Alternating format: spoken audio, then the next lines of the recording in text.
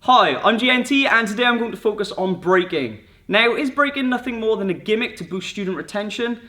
And is it pointless to do? Definitely not. First off, breaking is used as a method of measuring force to test the power of the practitioner and prove that they are capable of using a demonstrated technique to potentially break bones or cause damage to an opponent if they needed to. Now, we do have devices such as accelerometers that measure proper acceleration, but the good old-fashioned board break is also a measurement of conditioning and mental fortitude, the ability of mind and body to overcome. Multiple skills are shown when breaking, such as distancing, focus, technique, accuracy, power, and the list just keeps on going. It is also great as there is no holding back when you normally would if sparring a training partner, so they wouldn't get damaged. Therefore, I would say breaking is a great area to still utilize. Now, how do we go about breaking an object? Okay, so in preparation to break, you want to focus on the technique and to condition the part you will be striking with. Now, if your technique of the move is not to where it should be, you will damage yourself when using it, especially when attempting a break. So train the technique enough so it is performed correctly and it is accurate and powerful enough to break what is in front of you.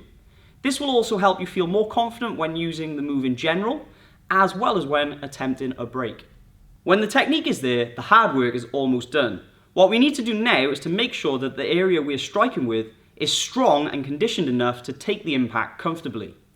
This can be done by hitting soft pads or a bag at first and then progressing to something harder like a makiwara, a sandbag or a heavy bag, and then possibly something even harder depending on how far you want to go with the conditioning of that area. You can also do exercises to specifically target an area like knuckle push-ups for your knuckles when punching, walking and hitting your heels and blades on the floor when preparing for a side kick, and so on. After preparing, we move on to attempting to break the object. Now today I'm using rebreakable sentry boards. The black ones are equivalent to a 1-inch pine board, I believe. I definitely recommend them, they last well. Slightly padded to protect you when you're striking.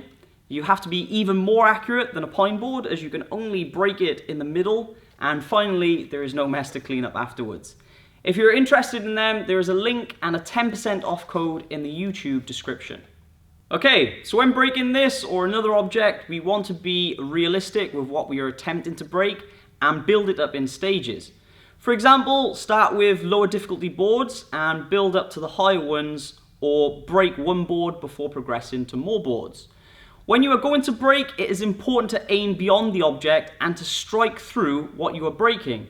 Therefore, don't think of the object as the final target, as you'll most likely slow down as you get close to hitting it, making it more difficult to break it. Instead, focus on aiming for a point beyond the object so you accelerate through it with your strike.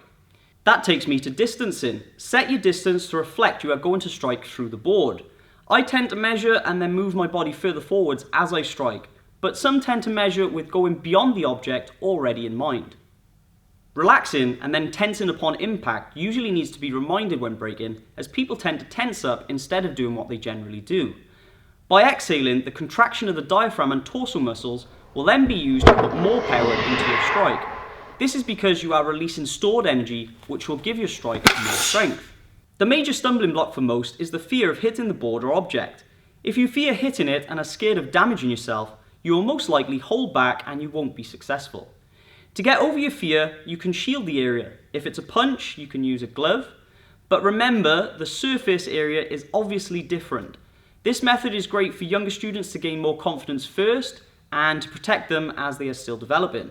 For adults, as long as you are being realistic, focus on the task and along with the preparation, convince yourself that there is no other alternative than breaking what is in front of you. If you believe in yourself and have the ability with the technique you are doing, you won't hesitate when it gets close to the board and your technique will accelerate through the object, most likely resulting in a clean break. If it doesn't break, the technique and conditioning should help with taking the impact. A failed break would mean that you need to improve the technique, or when going for something really difficult, that you may not be strong enough to break the object. With all that knowledge, from here, it's about challenging yourself until you get to a level you are happy with. Okay, so that's it for the break-in tutorial. I hope you have learned something and have enjoyed it. If you did, smash that like button and comment below what you thought and what you want to see next. Also, don't forget to subscribe and follow me on my other social media if you haven't already. Thank you for your support. Team GNT. Peace.